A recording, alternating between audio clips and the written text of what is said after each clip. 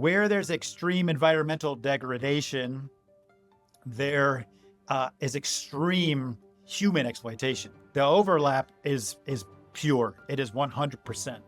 Hello, everyone, and welcome back. I'm Alberto Rosende, your host and CEO of M2i Global, a critical minerals supply chain company, and this is the Minerals Metals Initiative, a podcast exploring the transformation of the critical minerals supply chain as we race for global resilience, from mineral extraction and refinement to policy and innovation. Join us each episode as we examine a different aspect of the urgent push to modernize, diversify, and de-risk the world's critical minerals supply chain.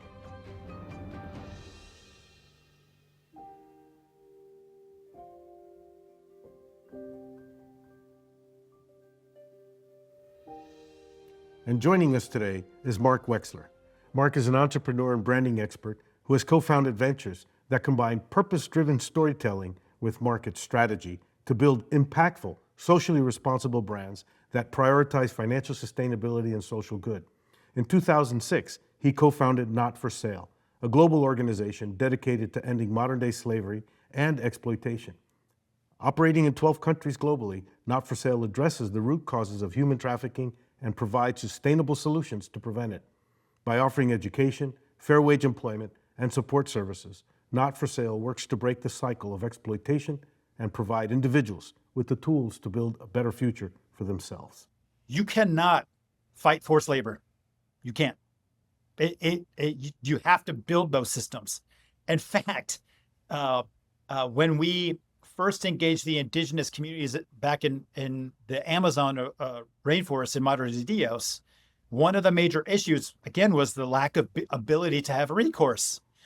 And over the last 20 years, we, in addition to helping reverse the tide of forced labor there, which we've effectively stopped all forced labor and are protecting 755 square miles of rainforest, which is larger than Greater London, we built a local indigenous governance platform where people are voted in. And the reason for that, the importance of that, is so that if there are issues like this, that they have recourse. And this can be replicated on local levels all around the world. In fact, we're doing this in Vietnam as well. But having recourse is critical. And right now, in a place like Eastern Congo, sadly, there's not a judicial system set up to have recourse. Right. There was a major flare-up of this ongoing war or genocide in January of this year. Yeah. And again, a lot of that was driven by M23, which is a Rwandan-backed.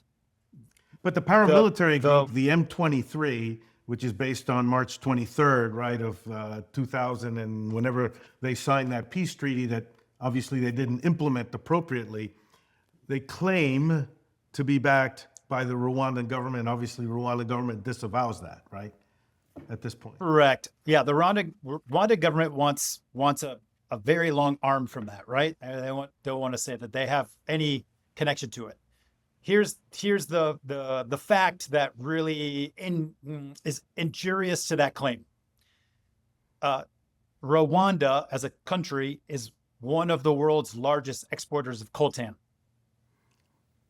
There's no coltan in Rwanda. Right. Coltan is in Eastern Congo.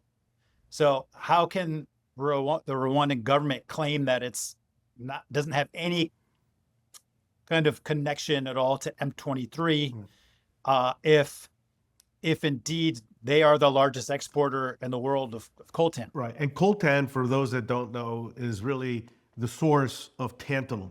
It's what processes and refines into tantalum, which is used in that phone that you have. It's in that TV, that monitor that we're looking at, and is in many modern daily use products that we all need and want. And so the drive and the demand for tantalum continues to exist. But interestingly enough, that although Rwanda is one of the largest exporters of coltan, they don't produce any of it organically. Where does it come from? Exactly. Well, it's coming across the border illicitly. And whether there's a a written legal agreement between M23, the militia group, and the government. There probably is not. That is just the fact. The fact is it's coming out through Rwanda and then ending up in places like China for refinement, and then it's ending up in our phones and our computers and any of our electronics. So it becomes an apparent requirement to be able to understand your supply chain if you're involved in the manufacture or in any part of the industrial process that leads to a finished good that is sold. You need to know that supply chain all the way back to the source of the material, right? And I know that 100%. we at M2i, we talk about the tracking and tracing. We know that the US government has put in requirements to be able to understand and know provenance of material through the industrial process. And I know that places like the UK, the London Metal Exchange, they mandate any material that comes into their country to be able to be known to the source, right? You have to know the source, and they even delist providers of those materials. And I know that the conflict materials that they talk about are the 3 TGs, tantalum being one of the T's, right? The others, tin and tungsten, and then gold. But so we're talking about one of the major focal points of one of the major materials that needs to be known to the source, yet it continues to be smuggled through illegal mining, coerced mining. Yes, and I constantly argue with myself. I mentioned earlier, I was like, the good can be the enemy of great. That is true when it comes to something like this, like where we go, oh, that the impact we could have by improving the practices of the minerals and metals coming out of a place like the Congo or anywhere in the world, for that matter, right? Anywhere. That if you improve it just by the slightest amount, the amplified impact you will have is incredible. Is incredible. If those minerals would be stopped from entering into the marketplace, they would lose their value. Yeah, they would. Right? Because the incentive is that the smuggling is successful, the minerals are finding their way into the marketplace, and the money is flowing back to those that are controlling that piece of the conflict. And so you've got to break that chain. So when you look at things like the Mineral Security Partnership that was established, that I know the administration is still putting their hands around or their arms around how the State Department is going to continue to push that forward amongst all of the initiatives that they have in the critical mineral space.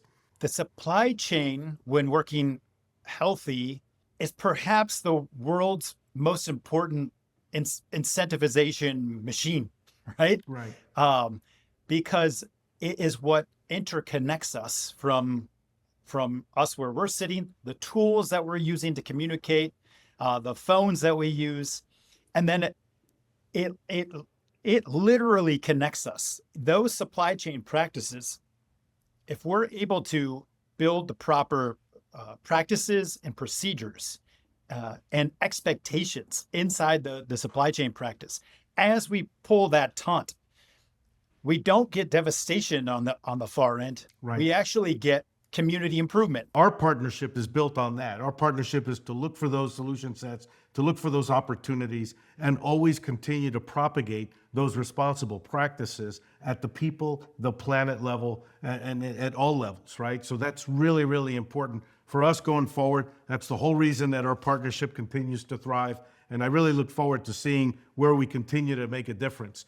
We can and we must utilize those solution sets around technology, around labor practices, engaging with indigenous communities and First Nation communities, even here in the United States.